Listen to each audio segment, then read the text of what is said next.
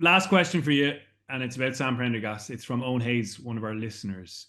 He Yep. sent by his own admission, a lengthy email, which Sam Prendergast has sparked a few of quite recently. But really, the crux of it is that he feels it's kind of been accepted now that Sam Prendergast is the starter, and he's wondering why. I know just a week ago or 2 weeks ago was it? You said you don't think it's fully settled the debate. So first of all, do you still feel that way? That or are you increasingly seeing it as being more and more settled now? Sorry. So what is the exact The out question then? half, the out half debate.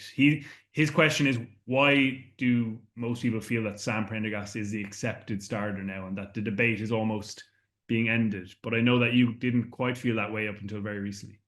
Well, I feel that there's where how quickly things can change with an injury or with form or anything like that. Like how many times have we seen that? And I know how good a player Jack Crowley is and how he's delivered on the big stage for Ireland and for Munster and how hungry he is to get that jersey back. So that's why I'm very adamant in saying over.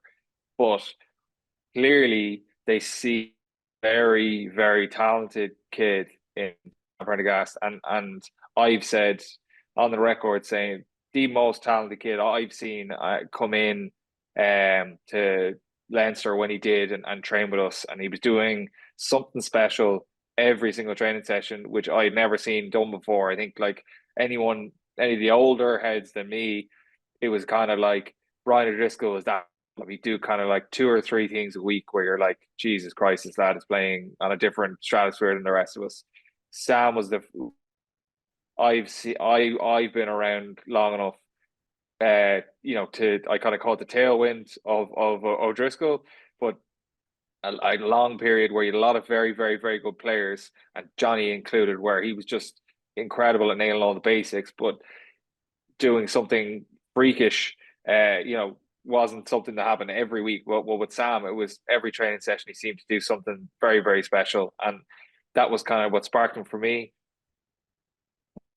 The Irish jersey, there's obviously going to be a little bit of a period of getting used to that. He's so young, um, but clearly the coaching staff, Johnny, all the rest of the um in that Irish squad at the moment believe in both of them, but at the moment it's kind of nurturing Sam and what he has to offer this team, and as much as people are giving out about the few mistakes that he's having in each, and clearly the work-ons that he has around his defense, he's still he's pulling the strings and he's providing winning moments within all of the games so far. I think that's the bit that isn't getting focused on enough. And again, depending on what side in Ireland and who you support, you're always going to have a certain lens that you look through and scrutinize through. But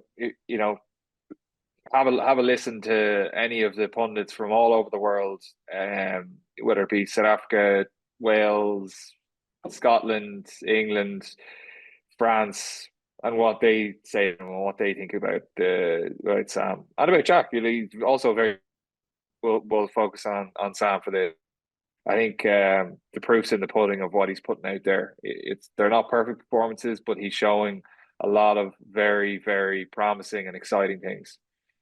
And lots of the stuff we've discussed, even in this pod again, he's doing those things well, which is obviously the what the team wants to do. They've made a plan, and he's enacting lots of that particularly well, and that's an important part of it. And as always, with any kind of selection debate or any even like individual player awards, it often becomes about the person who's not picked, and more so, and people trying to understand why they didn't maybe get the selection. And obviously Jack Crowley is a brilliant and really good international out half. We know that for a fact. So yeah, I think Prendergast is enacting what they're asking of him very well, particularly in the kicking and the attacking side of the game. And as we discussed on Monday, a fair bit, the defensive side, and you flagged it again. The defensive side is something that he knows he has to improve. But it's crazy. I still struggle to get my head around how much people want to talk about Sam Prendergast, even internationally, as you mentioned. There's something about him that people just love discussing. Obviously, the nature of the position attracts those eyes, but yeah, you mentioned pundits abroad. There's players abroad who are still active in the game who want to talk about him and seem to be almost obsessing over what he's doing and what he's not doing in his game. He's sparking so much conversation, and it's happened very quickly. So it's been quite riveting to follow. But I think yeah, I think that's Murray, it's us. also sorry, before you finish up, also important to like flag that the way Ireland want to play the game at the moment and how far and accurately Sam has been kicking the ball, like that's you could when you match up the two guys and like crazy one, like we're not even talking about Frawley at the moment, which is insane. But anyway, the when you're matching up Crowley and Prendergast, I think there's nothing a lot of areas, and there's areas where Crowley is stronger than Prendergast. But I think the standout one, for us all to see is around the kicking game.